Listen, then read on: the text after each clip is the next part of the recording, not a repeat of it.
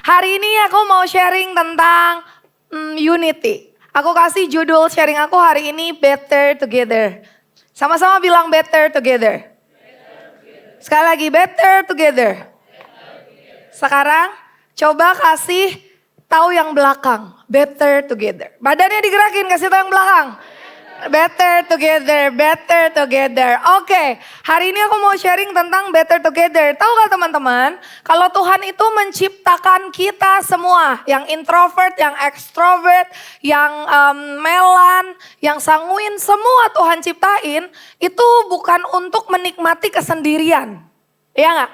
Tuhan menciptakan kita itu benar-benar penuh dengan planning, teman-teman. Kita itu gak didesain untuk hidup sendiri. That's why we are better together. Kita lebih baik bersama-sama daripada kita tuh sendirian. Kita akan menjadi lebih baik kalau kita bersama-sama. Yang setuju katakan amin. Ada quotes yang bilang kayak gini dan ini terkenal banget.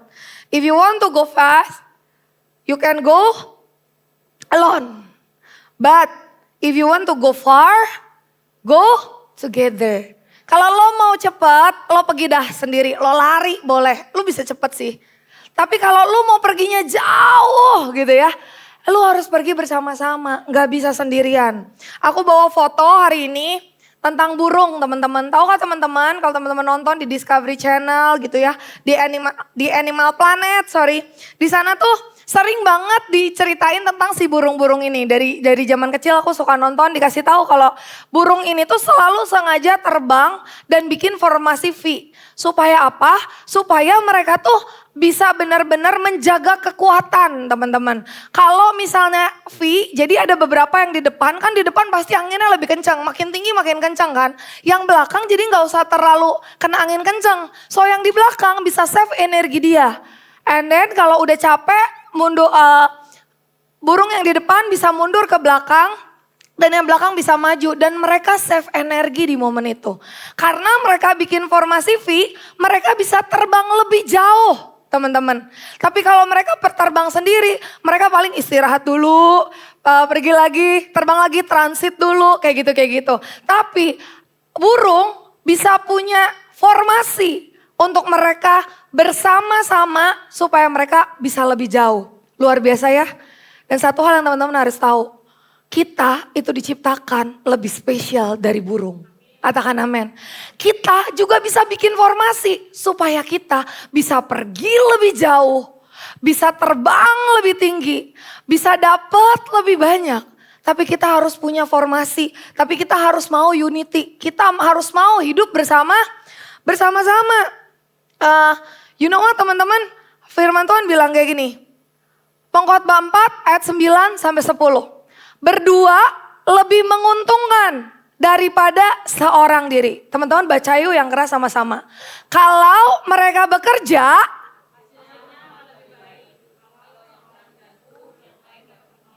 tetapi kalau seorang jatuh padahal ia,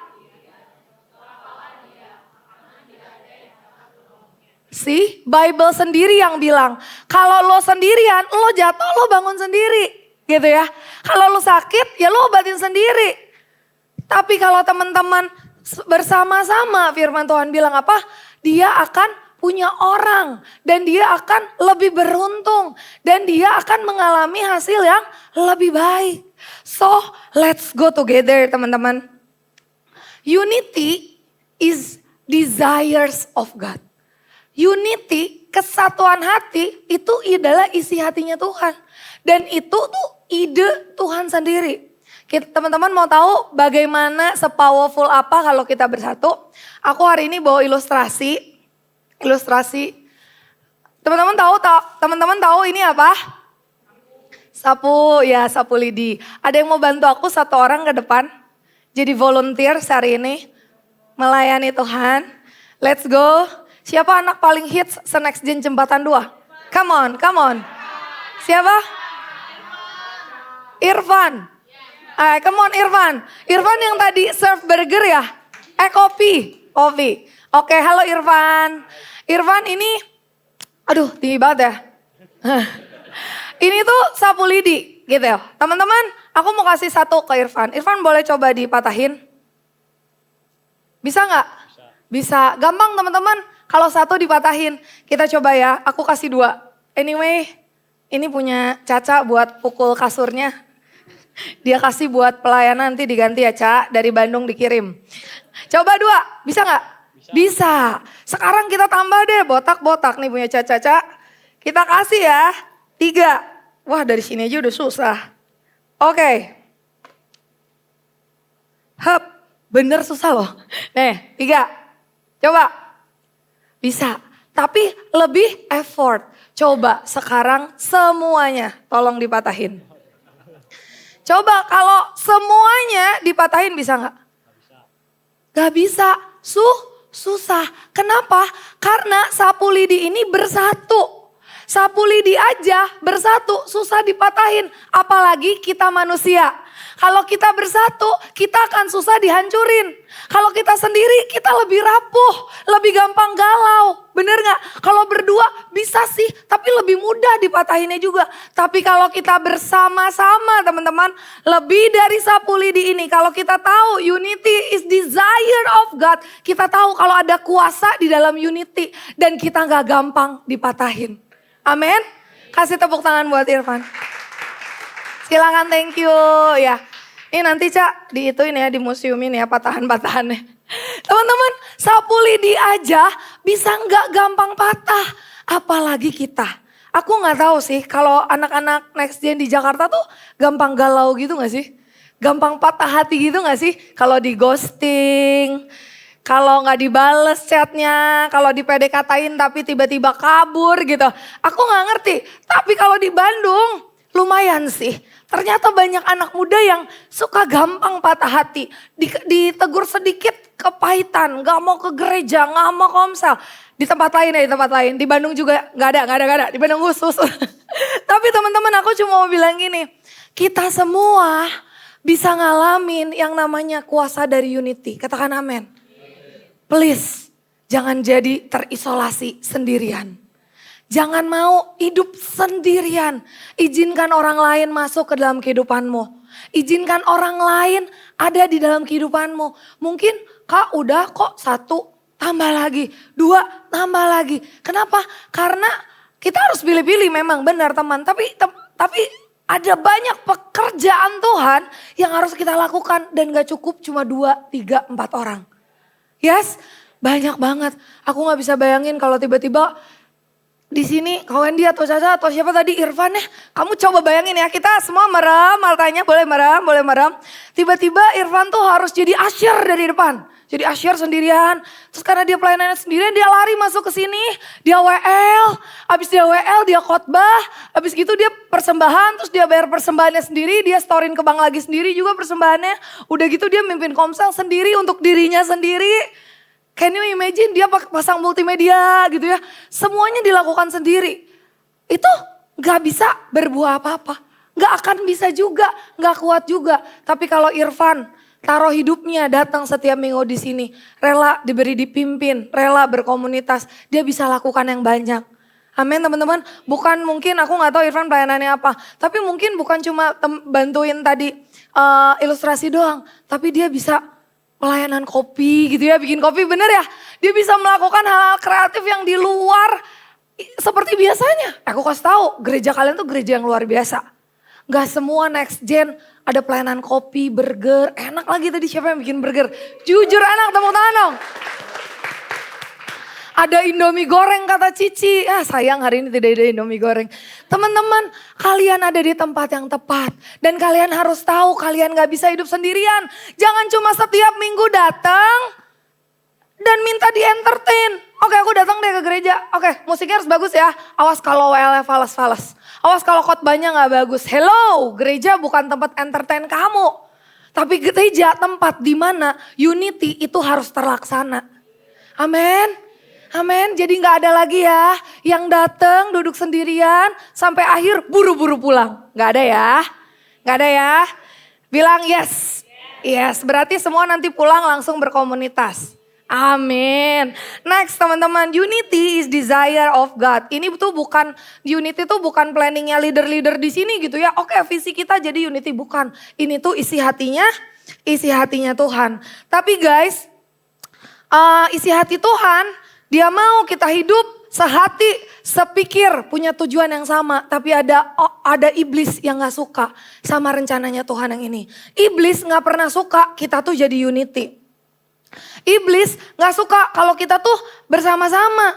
Problemnya teman-teman, unity must be intentionally created. Unity itu gak bisa terjadi begitu aja. Tiba-tiba langsung unity, langsung sepakat, langsung sehati, gak bisa. Tapi unity itu harus diciptakan dengan sengaja. Katakan sengaja. Sengaja memang luangin waktu untuk berkomunitas. Sengaja bales chat kakak komsel yang nanya hai apa kabar. Sengaja kasih jadwal kamu supaya kamu bisa dijadwal pelayanan di bulan depan. Harus disengaja, sengaja ikut meeting, sengaja menara doa. Unity itu gak terjadi tiba-tiba dan harus dengan penuh kesadaran. Bukan ikut-ikutan. Sorry kalau kamu unity, kamu ikut-ikutan, kamu gak bertahan lama. Tapi kalau kamu sadar betul, memang aku pengen ada di sini supaya aku bisa ngalamin Tuhan dan kuasa dari kesatuan hati, teman-teman pasti ikut mau unity dengan penuh kesadaran. Amin teman-teman. Mungkin di pelayanan, mungkin di tim asyir, di tim pastoral, mungkin di keluarga sama mama sama papa, kamu harus bayar harga supaya unity. Mungkin kamu harus cut ego kamu. Aku cuma pengen encourage teman-teman.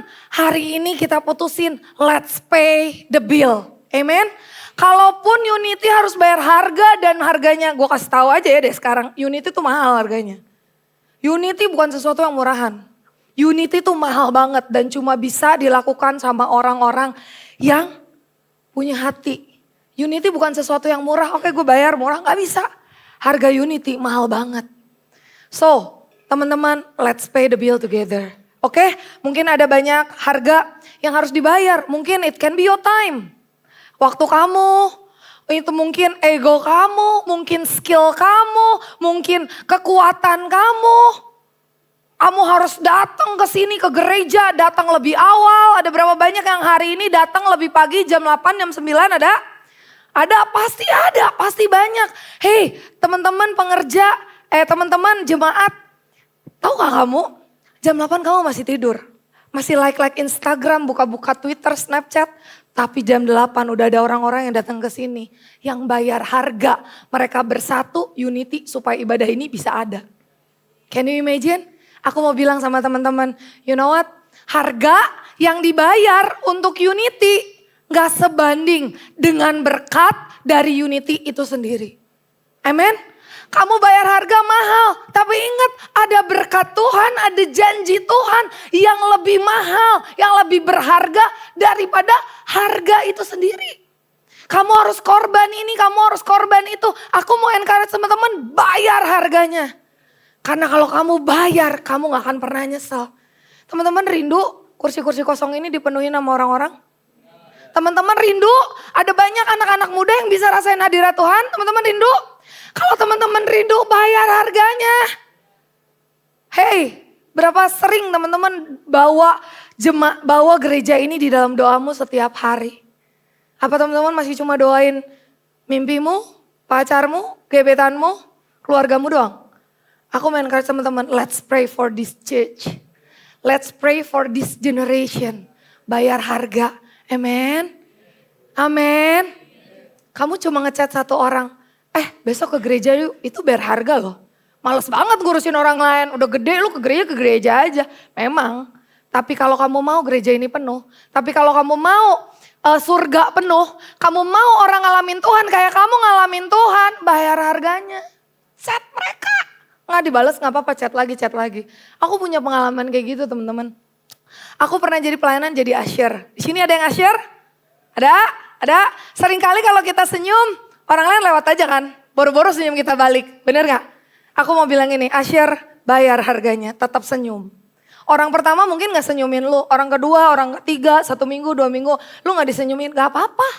Lebih baik lu gak disenyumin sama manusia daripada gak disenyumin sama Tuhan. Benar? Gak apa-apa, just pay the bill. Waktu itu aku jadi usher, aku tuh udah energik banget orangnya. Tau kayak, hi welcome to church, hey good to see you, seneng banget bajunya bagus. Ada aja yang dimin, ada. Kayak lo rame sendiri apa sih gitu. Tapi aku belajar untuk kalau satu hi dari aku bisa bikin dia datang lagi ke gereja. Sekalipun kan gak mungkin kan orang di kayak, bajunya bagus banget, thank you, makasih kamu mau baju aku. Kan gak kayak gitu kan sebenarnya. Terus kayak, welcome to church. Emang bingung kan? Coba kalau orang bilang welcome to church harus jawab apa? Bingung ya mau jawab apa? Ya gak usah dibalas ya gak apa-apa. Tapi hari itu aku lihat ada orang yang akhirnya datang lagi. Sampai akhirnya orang itu jadi usher juga. Kasih tepuk tangan yang meriah buat Tuhan. Waktu kamu bayar harganya sekarang, kamu gak bisa lihat hasilnya sekarang mungkin. Gak semua teman-teman bisa lihat hasilnya sekarang. Tapi ingat teman-teman, suatu saat nanti kalau yang kamu lakukan adalah kebenaran, kebenaran adalah kebenaran. Itu akan kamu tuai nanti. Unity harus bayar harga, tapi aku mau bilang, ayo bayar sama-sama. Kita patungan bayar bill Unity, mau? Mau teman-teman? Mau? Jangan cuma bayar bill patungan kalau kita makan-makan doang, oke? Tapi kita bayar harga untuk Unity, katakan amin. Kalau harga untuk Unity itu kamu minta maaf. Tapi udah 3 kali, minta maaf lagi gak apa-apa. Kalau harga dari Unity adalah ngalah aja. Kalau harga dari Unity adalah cut ego kamu, cut aja egonya. Nanti Tuhan ganti sama damai sejahtera sukacita. Tapi kamu harus bayar harga, katakan amin. Jadi gak ada lagi ya leader susah ngajak meeting. Jadi gak ada lagi ya disuruh susah disuruh bikin komunitas, report ini, report itu, melayani, banyak cuti, gak ada lagi yang kayak gitu ya. Oke, amin. Semua sungguh-sungguh. Karena apa yang teman-teman lakukan bukan untuk pemimpinmu, tidak. Apa yang kau lakukan itu untuk memuliakan Tuhan. Dan untuk kamu juga bisa ngalamin Tuhan. Amen. Yuk kita belajar hari ini. Opa Niko aja bilang, kalau kunci dari penuaian adalah unity. Guys, kunci penuaian. Jiwa-jiwa ketemu Tuhan tuh unity. Dan pemimpin kita sendiri yang bilang, berarti ini serius. Aku ngerti kalau sesuatu yang serius iblis tuh gak suka, bener? Kita hari ini belajar dengan cepat, ada 5 the enemies of unity. Musuh dari kesatuan hati. Yang pertama teman-teman, iblis tuh selalu pakai soal communication. Yang pertama, poor communication. Yang seringkali yang bisa bikin kita gak unity itu tuh komunikasi yang buruk. Mungkin tadinya maksud kita tuh ngomong A. Tapi karena salah waktunya, salah tempatnya, salah momennya. Nyampainya jadi B, C, D, E, F, G, Z akhirnya sakit hati. Pernah ada yang ngalamin kayak gitu? Hari ini belajar teman-teman. Kalau mau ngomong, kalau mau negor orang, kalau mau berkomunikasi sama orang. Lihat waktu, lihat tempat, lihat keadaan supaya message-nya nyampe. Oke? Hari ini mungkin supaya unity kamu harus ditegur. Kamu boleh gak sih gak kayak gitu pelayanannya. Kamu teh senyum atau kalau nge-WL teh gitu ya. Aduh keluar lagi Sundanya maaf. Kamu jangan kayak gitu dong, harus seragam, harus bisa belajar kunci-kunci. Kamu harus upgrade diri dulu. Mungkin harus ada teguran kayak gitu. Tapi niat tegur tuh baik loh sebenarnya. Tapi karena nyampainya di depan umum, jadinya sakit hati, berasa diomelin. Contoh mungkin ya kalau di keluarga besar suka ada kan kalau lagi Imlek, Sinci atau kumpul-kumpul bareng-bareng fellowship keluarga. Terus mami tuh kayak auto gitu kayak, mami gak mau ya kamu kayak gitu lagi ya, jangan kayak gitu ya gini-gini. Tapi negurnya tuh di depan cousin, di depan om tante, di depan tuama, di depan keluarga besar. Itu tuh bete banget, bener gak sih? Kayak sebel gitu jatuhnya, apalagi anak-anak muda aku tahu teman-teman tuh gak suka ditegur di depan banyak orang. Kalau dipuji sih suka, ya gak? Kalau dipuji sih suka. Tapi teman-teman aku mau kasih tahu gini, hari itu kalau kamu ngalamin yang namanya poor communication, jangan menyerah. Ayo belajar punya komunikasi yang baik. Jangan marah sama mamamu kalau mamamu salah menegur waktu itu. Gak apa-apa, mungkin dia juga lagi riweh. Do you know riweh guys? Riwo tuh sibuk, maksudnya sorry ya Sunda-Sundaan. Lagi sibuk jadi dia harus tegur kamu. Tapi seringkali poor communication ini jadi salah satu cara, momen yang iblis pakai untuk kita tuh gak unity. So please leaders, belajar berkomunikasi yang baik. Kalau negur cari waktu yang tepat, tempat yang tepat, dan momen yang tepat. Kalau harus di pause dulu gak apa-apa, take your time. Gak harus hari itu langsung beres kok. Gak apa-apa, yang penting hatinya jangan marah. Oke, yang kedua teman-teman, in resolve disagreement. Jadi teman-teman seringkali perselisihan yang gak terselesaikan bikin kita gak unity. Pernah gak ngalamin kayak gini? Ada orang-orang yang gak suka berkonflik. Ada orang-orang yang kalau diajak, yuk Cici mau beresin masalah yang sama kamu ya. Oh ke sini Cici tengahin yang kamu punya masalah. Sini Koko bantuin, sini kakak bantuin. Seringkali ada orang-orang yang gak mau beresin masalah. Berusaha benar-benar lari dari masalah. Kenapa? Karena mereka punya alibi, Allah udahlah masalah itu gak akan pernah beres. Udah 3 kali terjadi, dia tetap kayak gitu doang. Dia tetap kayak gitu terus. Teman-teman aku pengen encourage teman-teman gini. Kalau misalnya teman-teman selalu kabur, gak heran kita susah jadi unity. Gak heran, kenapa? Karena kita harus belajar benar-benar lihat cara pikirnya iblis. Dengan kita gak beresin masalah, kita jadi ada luka. Dengan kita jadi ada luka, kita jadi hilang respect. Dengan jadi kita hilang respect, kita jadi males unity. Bener gak?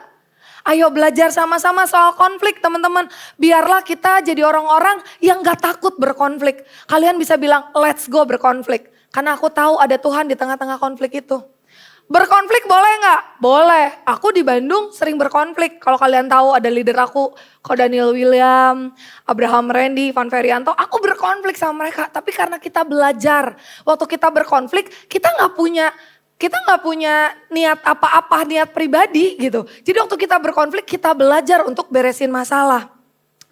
Konflik is not to be avoided, but to be resolved with maturity. Harusnya konflik itu bukan sesuatu yang kita hindarin. Karena sebenarnya konflik itu tuh membuat kita tuh jadi lebih dewasa. Kalau perlu minta ditengahin sama orang, minta tengahin aja gak apa-apa. Aku sih encourage teman-teman jangan jadi anak muda yang takut berkonflik. Karena sebenarnya teman-teman konflik can help us grow to be more like Christ. Beneran, waktu teman-teman bisa dewasa berkonflik, kita akan bisa benar-benar belajar seperti Tuhan.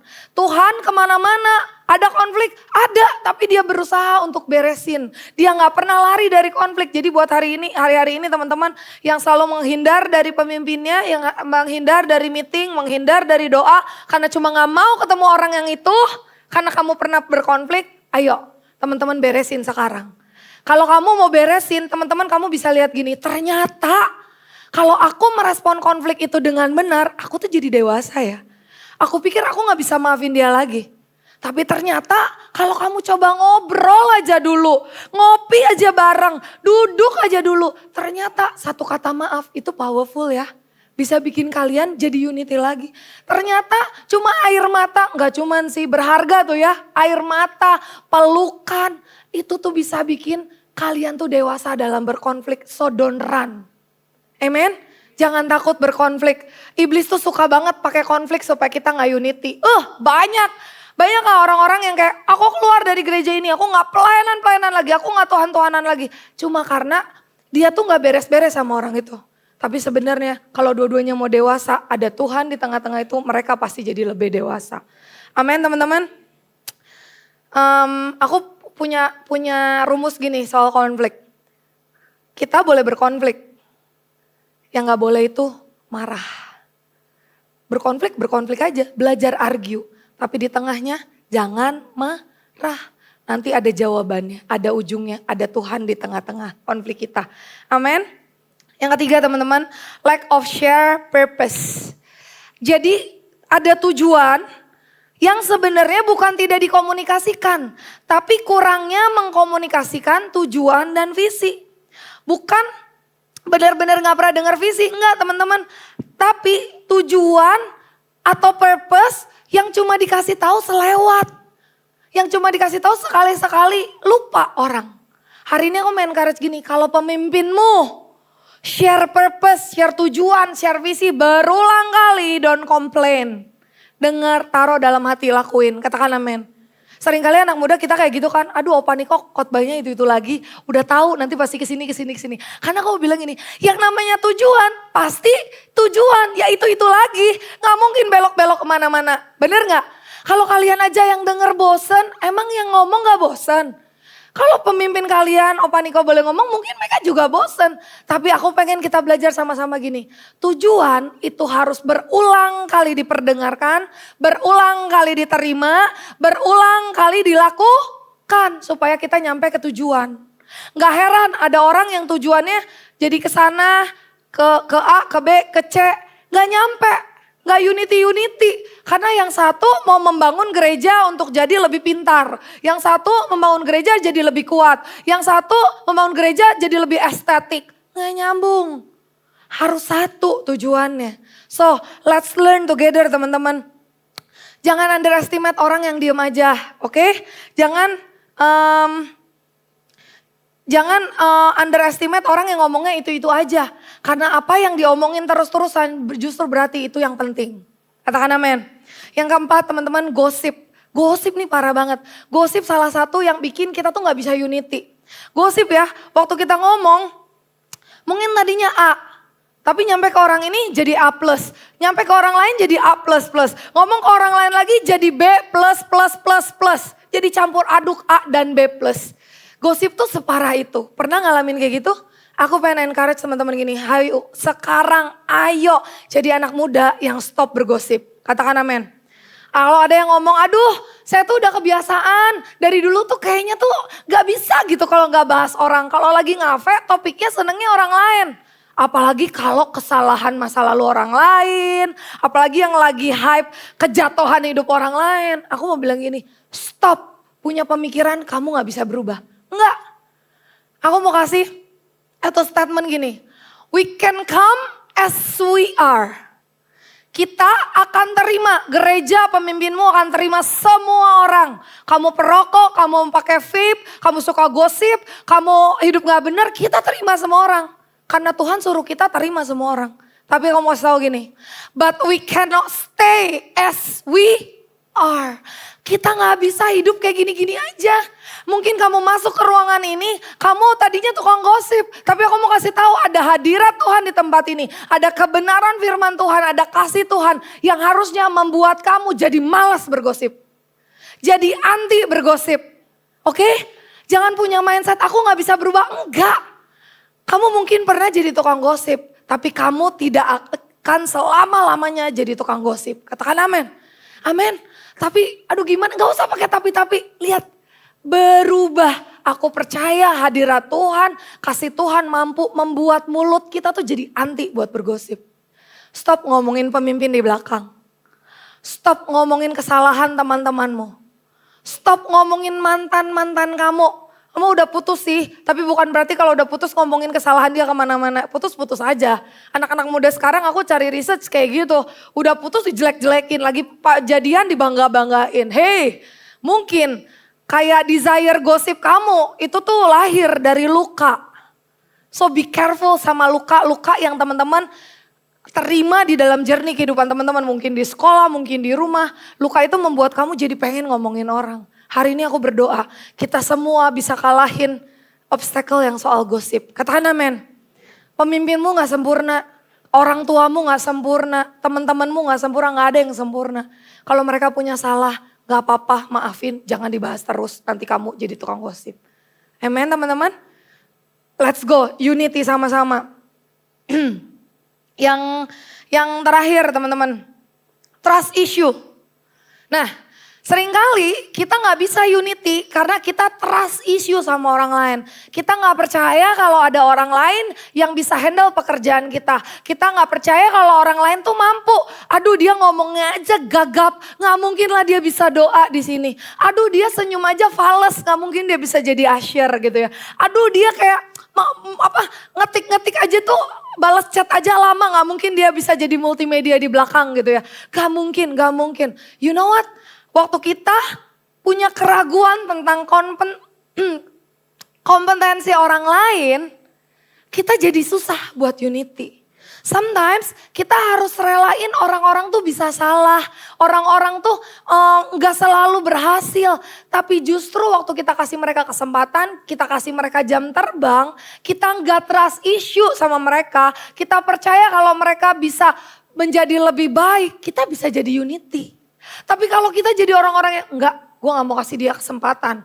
Enggak, gue gak percaya dia bisa kayak gitu. Dia dulu pernah mengkhianati. Dia dulu pernah gak datang waktu di jadwal. Terus minta maaf, terus gak datang lagi. Terus wow, jadi kayaknya tuh orang tuh didikte dari kesalahannya dia. Dan kita jadi gak bisa percaya sama orang, guys. Kita gak akan pernah bisa unity kalau kita trust issue. Terus udah dikasih tahu suruh ngulik, gak pernah ngulik. Jadi kalau hari Minggu tuh nggak cocok gitu ya, musiknya. Gara-gara ini. Guys, belajar percaya sama orang lain. Katakan amin. Orang yang diem-diem aja bukan berarti dia tuh nggak bisa apa-apa dan nggak punya apa-apa dalam hatinya. You know what? Mungkin orang yang diem aja, orang yang nggak terlalu heboh, yang nggak terlalu banyak melakukan effort gitu ya. Mungkin tuh orang-orang yang sebenarnya punya sejuta hikmat di hatinya. Dia punya brilian ide yang banyak banget. Cuma dia gak tahu keluarinnya gimana. Cuma dia lagi tunggu waktu yang tepat untuk dia keluarin ide-ide itu. So, don't underestimate others. Dia mungkin pernah salah, tapi dia tidak selama-lamanya akan salah. People can change, orang akan berubah. So, jangan trust issue. Amin teman-teman. Aduh, waktu udah habis. Maaf ya, sedikit lagi teman-teman. So, kalau ternyata unity itu gak semudah itu, apa yang harus kita lakukan? Satu hal dengan cepat aku share buat teman-teman. Cara supaya kita bisa unity, aku cuma bisa share ini. Kita harus punya satu tujuan dan satu musuh. Satu tujuan, tujuannya apa? Tujuannya untuk memuliakan nama Tuhan. Tujuannya untuk bisa menolong orang lain mengalami Tuhan seperti kita. Dan satu musuh, musuh kita itu cuma iblis. Katakan amin. Iblis itu datang untuk mencuri, membunuh, dan membinasakan. Mungkin di unity ini dia mencuri yang namanya keinginan kita. Respect kita sama pemimpin, sayang kita sama teman kita dicuri lewat masalah-masalah luka yang ada. Dan dia membunuh keinginan kita untuk unity. Dia membunuh keinginan kita untuk bisa selalu bisa mengampuni. Dia bunuh itu semua. Dan dia binasain mimpi dan tujuan kita untuk unity. Itu tugasnya iblis. Tapi hari ini aku mau kasih tahu, musuh kita cuma iblis ini. Gak ada yang lain. Pemimpinmu bukan musuhmu. Kakak mentormu bukan musuhmu. Temanmu yang pernah salah itu bukan musuhmu. Mereka semua bukan musuhmu teman-teman. Musuhmu cuma satu, iblis. Kasih tahu kanan kiri depan belakang, lo bukan musuh gue bro. Lo bukan musuh gue sis. Lo bukan musuh gue. Orang yang sekarang duduk di sebelah teman-teman adalah orang-orang yang tepat yang Tuhan kirim. Supaya teman-teman bisa semakin dewasa dan bisa belajar tentang namanya unity. Mungkin kamu pernah bergesekan dengan orang ini. Mungkin mentormu pernah melukai hati kamu. Dia salah ngomong, salah nada bicara, high tone sedikit, kamu sakit hati. Tapi ingat teman-teman, dia bukan musuh kamu. Dia orang terbaik yang Tuhan kirim di musim masa muda kamu. Katakan amin. Musuh kamu siapa teman-teman? Cuman iblis. Amin. Kalau teman-teman ngerti statement ini, rumus ini, teman-teman bisa menikmati yang namanya unity itu kayak apa. Teman-teman akan bisa benar-benar melihat kalau ada Tuhan di tengah-tengah kehidupan kita. Amin. Gimana caranya supaya kita bisa punya satu tujuan dan satu musuh ini? Aku tutup dengan ini teman-teman. Kuncinya adalah menerima satu dengan yang lain. Amin. Roma 15 ayat 5 sampai 6. Dia bilang gini, kita baca yuk sama-sama yuk dengan keras 3, 2, 1. Semoga Allah yang adalah sesuai dengan kehendak Kristus Yesus, sehingga dengan satu hati dan satu suara kamu memuliakan Allah dan Bapa Tuhan kita Yesus Kristus. Ayat 7-nya dibilang ini, sebab itu, apa teman-teman yang keras? Terimalah satu akan yang lain, sama seperti Kristus juga menerima kita. So please teman-teman, kunci dari kamu punya satu tujuan dan satu musuh. Cuma apa teman-teman? Cuma kita bisa melakukan apa yang Tuhan lakukan. Tuhan menerima semua orang. Tuhan menerima semua orang dengan kesalahan-kesalahannya. Stop talking, start loving. Stop talking, let's start loving. Jangan cuma ngomong doang, jangan cuma berdoa doang, tapi mulai mengasihi. Orang yang gak layak kamu kasihi mereka. Aku mau tutup dengan satu cerita ini teman-teman. Teman-teman ingat Petrus? Petrus adalah salah satu murid Tuhan yang bisanya cuma ngomong dulu baru mikir, bertindak dulu baru mikir. Dia orangnya ceplas-ceplos. Dia melakukan kesalahan besar, dia menyangkal Tuhan 3 kali. Padahal momen di mana malam itu dia bilang, Tuhan, sekalipun semua orang gak setia, aku akan selalu setia sama Tuhan. Dan dengan senyum Tuhan bilang, Petrus, kamu tuh ya, nanti sebelum main berkokok kamu tuh sangkal aku loh 3 kali. Dan Petrus dengan semangatnya, dengan pedenya dia bilang apa? Enggak Tuhan, kalaupun aku harus mati sama Tuhan, aku akan mati sama Tuhan, aku gak akan pernah tinggalin Tuhan. Dia pede banget ngomong kayak gitu. Tapi kita tahu ceritanya semua teman-teman. Dia tetap menyangkal Tuhan. Setelah kejadian itu, Petrus hidup full of guilty feeling, full of shame. Dia malu banget, dia menyangkal Tuhan. Dan dia ngerasa bersalah, dan Bible bilang kalau teman-teman baca, waktu Tuhan disalib, dia nyempil-nyempil di antara orang-orang dan melihat Tuhan disalib. Dan aku tahu banget rasanya hari itu hancur banget. Dia ngerasa dia gak bisa diampunin, dia ngerasa orang paling berdosa hari itu. Tapi teman-teman tahu ceritanya, Tuhan menampakkan diri ketika dia bangkit. Dia samperin Petrus ke tempat Petrus ada di momen itu. Teman-teman bayangin ya, imagine ini tuh Tuhan. Di momen itu Petrus lagi di sana, semalam-malam dia nangkap ikan tapi gak dapet. Tiba-tiba ada suara dari pinggir, dia bilang kayak gitu, hai, coba lempar jalannya ke kanan. Mereka gak ada yang sadar itu Tuhan. Dan mereka lempar karena mereka udah hopeless. Mereka lempar, ternyata mereka dapat banyak banget. Dan di momen itu salah satu muridnya bilang, hey, I think it's Jesus. Hari itu Petrus langsung pakai bajunya, Bible bilang dia nyemplung, dia berenang, dia lari, dia samperin Tuhan. Kamu bisa bayangin perasaan Petrus hari itu? Mungkin dia kaget, dia gak percaya, tapi dia ngerasa bersalah. Menurut aku hari itu dia berenang dengan air mata. Itu Tuhan bangkit, Tuhan samperin aku. Si orang yang menyangkal Tuhan ini. Teman-teman, hari itu waktu Tuhan datang, semua murid-muridnya Bible bilang gak ada yang berani ngomong kan. Dia duduk di sini. Sini Cak. Ibaratnya ini Petris ya yang ini perempuan. Hari itu Tuhan siapin api unggun. Tuhan bakar-bakar roti dan ikan. Bible bilang gitu kan. Imagine this is breakfast by the sea. Morning breakfast sama Tuhan. Semua makan tapi gak ada yang berani ngomong. Aku yakin Petrus hari itu datang juga bingung. Pernah ngerasain kamu punya salah sama orang, orangnya ada di depan kamu gak even bisa ngomong, bener gak?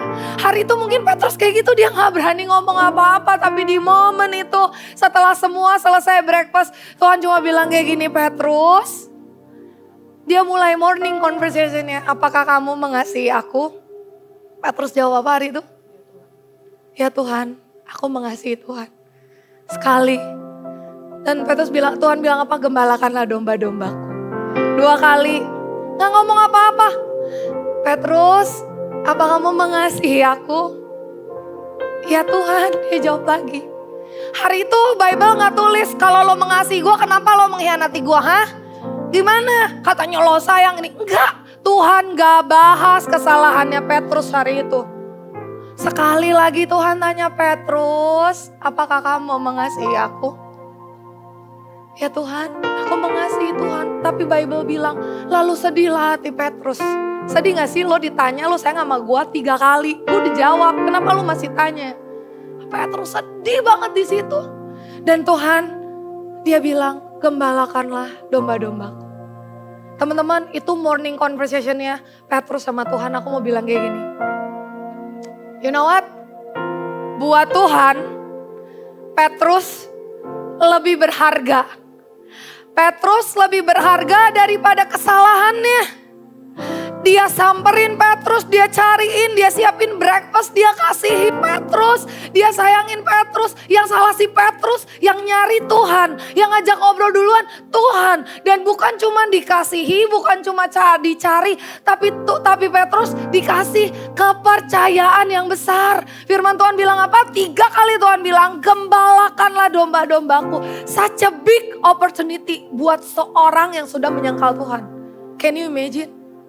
Guys, unity itu harus start dengan kamu mengasihi seperti Tuhan. Tuhan gak fokus sama kesalahannya. Lu waktu itu gini-gini, enggak. Dia gak ngomong apa-apa. Bible bilang, dia cuma bilang, Petrus, kamu mengasihi aku gak 3 kali? You know what? Kenapa Tuhan tanya 3 kali? Because God knows us details. Dia tahu Petrus hidup dengan rasa bersalah karena nyangkal Tuhan 3 kali. Dan dia minta keluar dari mulutnya statement kalau dia mengasihi Tuhan sebanyak 3 kali. Tuhan tahu cara memulihkan setiap kita. Amin. Dia tahu cara memulihkan lukamu. Mungkin kau luka karena pemimpin, engkau luka karena keluargamu, engkau luka karena sosial media. He knows you very details. Dan dia mampu memulihkan teman-teman sama seperti dia mampu memulihkan Petrus. Amin. But stop talking. Start loving. Bisakah kamu mengasihi orang yang salah sama kamu? Seperti Tuhan mengasihi orang yang juga salah sama dia. Aku mau kasih ini teman-teman. Unity start with me. Amen.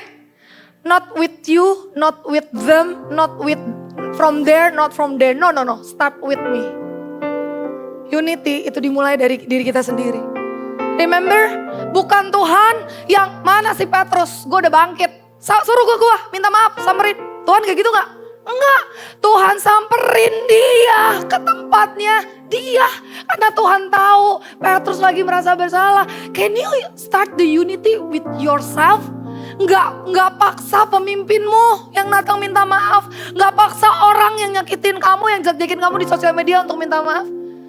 Can you do that? Ini contohnya dari Tuhan loh. Aku waktu belajar ini, benar juga ya. Apa yang terjadi sama kehidupan Petrus? Waktu Petrus setuju sama kasih, penerimaan, dan opportunity yang Tuhan kasih. Bible bilang, Petrus jadi orang besar. Dia berkhotbah, penuh urapan, penuh kuasa, 3.000 orang bertobat, bahkan dibaptis. Imagine, hari itu ada baptisan massal. Kenapa? Karena hari itu Petrus setuju. Satu tujuannya, sama tujuan yang Tuhan kasih ke dalam hidupnya, jadi penggembala domba. Dia setuju, dia unity sama tujuannya Tuhan. Tuhan juga unity, mengampuni dan mengasihi Petrus. Makanya hari itu Petrus jadi orang yang sesuai dengan purpose-nya Tuhan. Next gen, aku mau kasih tahu. Tuhan punya rencana besar buat gereja ini. Dan dia butuh kamu unity sama Tuhan. Dan Tuhan bilang, unity start with you. Let's loving each other. Forgive each other. Amen. Petrus hari itu bukan orang yang sempurna. Ingat, dia menyangkal Tuhan Yesus. Tapi sekalipun dia salah, tetap ada pengampunan di sana. Tetap ada kesempatan di sana. Dan Tuhan tetap mau unity sama orang yang pernah berdosa. Saudara, guys, aku juga pernah berdosa. Teman-teman juga pernah berdosa, bener. Tapi bukan karena dosa teman-teman gak bisa dipakai sama Tuhan. Kamu tetap bisa dipakai sama Tuhan. Katakan amin. Amin. He love you. He love you, church. Terima kasih sudah menyaksikan serial pengajaran kami hari ini. Dan jangan lupa untuk subscribe channel YouTube Next Gen supaya teman-teman bisa mendapatkan notifikasi dan informasi terupdate mengenai serial pengajaran kami yang lainnya. Dan untuk kamu yang belum memiliki komunitas atau baru pertama kali menerima Tuhan Yesus sebagai Tuhan dan Juru Selamat, yuk join dan gabung di Next Gen. Kita sama-sama beribadah, bertumbuh, dan belajar untuk hidup lebih lagi bagi Tuhan. Sebelum kita akhiri, mari kita bersatu di dalam doa. Tuhan, terima kasih untuk hari ini, untuk kesempatan yang Kau berikan. Kalau kami sudah mendengarkan firman-Mu, biarlah firman-Mu bisa tertanam, bertumbuh, dan berbuah di setiap hidup kami ya Tuhan. Biarlah kami nggak cuma merenungkan, tapi kami juga bisa menghidupi dan mempraktikkan firman yang telah kami dengar ya Tuhan. Terima kasih, di dalam nama Tuhan Yesus kami telah berdoa dan mengucap syukur. Haleluya, puji Tuhan, amin. Sampai jumpa teman-teman, dan Tuhan berkati. Bye!